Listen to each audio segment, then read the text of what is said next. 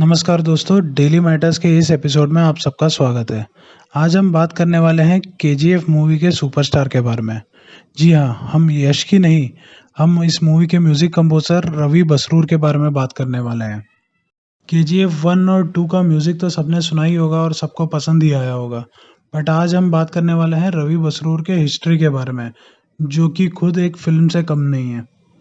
But उसमें घुसने से पहले आप सबसे विनती है कि अगर आपने अब तक ये चैनल को सब्सक्राइब नहीं किया है तो प्लीज़ सब्सक्राइब कीजिए और आपके कोई फीडबैक्स है तो कमेंट कीजिए।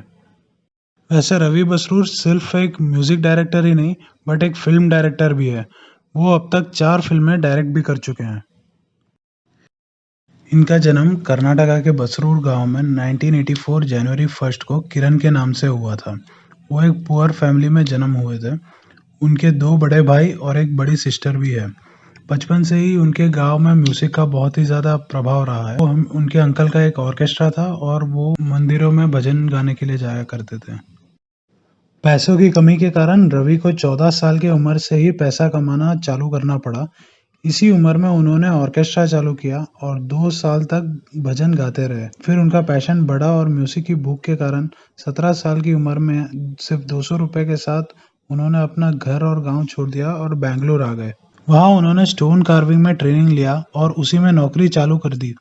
दोपहर को वो भगवान की मूर्ति बनाते थे और रात को अपनी फिल्म करियर की शुरुआत करने के चाहत में अलग-अलग लोगों से मिलते रहते थे। इतनी उम्र में ही उन्होंने एक भजन कंपोज करके रिकॉर्ड कर दिया था, बट पैसा ना होने के कारण वो उसकी सीडी नहीं बना पाए और रिलीज़ भी नहीं कर पाए।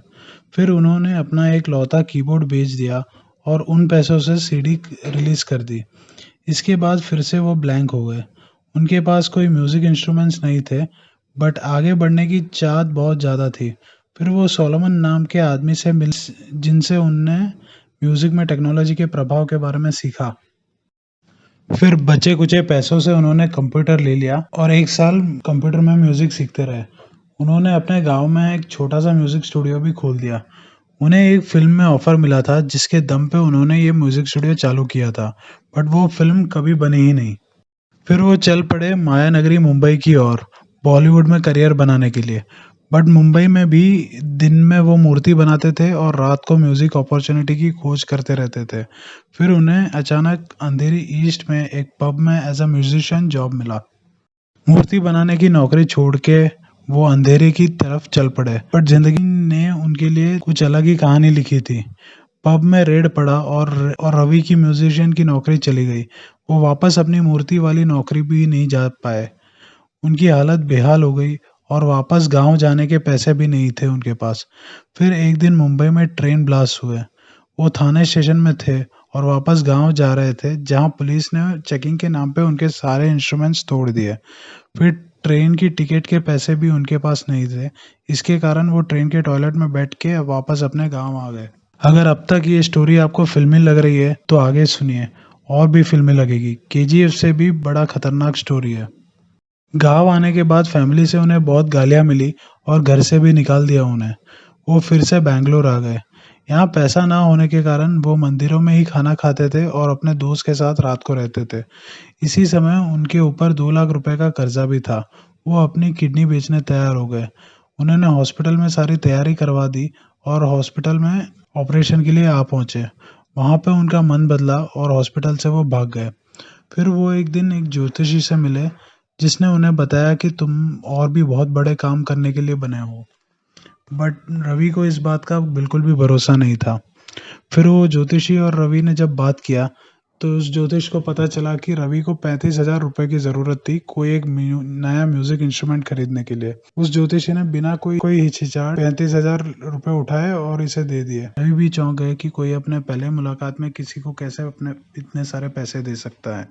उसी दिन के बाद रवि ने अपना नाम किरण से रवि बसरूर बना दिया, जो कि ज्योतिष का भी नाम था।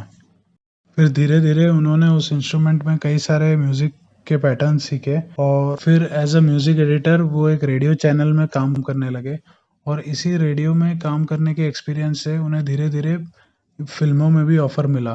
फ़िल्मों में वो एज़ अ म्यूज़िक प्रोग्रामर काम करते थे। उन्होंने 62 जितनी फ़िल्मों में काम किया एज़ अ म्यूज़िक प्रोग्रामर। फिर उन्हें मौका मिला पहली बार 2014 में उग्रम नाम के मूवी में एज अ म्यूजिक डायरेक्टर। इस मूवी के डायरेक्टर थे प्रशांत नील। प्रशांत नील वही डायरेक्टर है जिन्होंने बाद में KGF 1 और KGF 2 बनाया और दोनों ही फिल्मों में रवि बसरूर को एज अ म्यूजिक डायरेक्टर लिया। KGF के बाद की कहानी तो सबको ही पता है, वो मुझे बताने की ज़रूरत नहीं है। इतना सब जानने के बाद मुझे तो ये लगता है कि KGF से भी काफ़ी खतरनाक कहानी तो रवि बसरूर की है। ऐसे और कहानियाँ सुनने के लिए डेली मैटर्स के यूट्यूब चैनल को तुरंत सब्सक्राइब कीजिए और आपके अगर कोई फीडबैक्स है तो ज़रूर कमेंट कीजिए। धन्यवाद।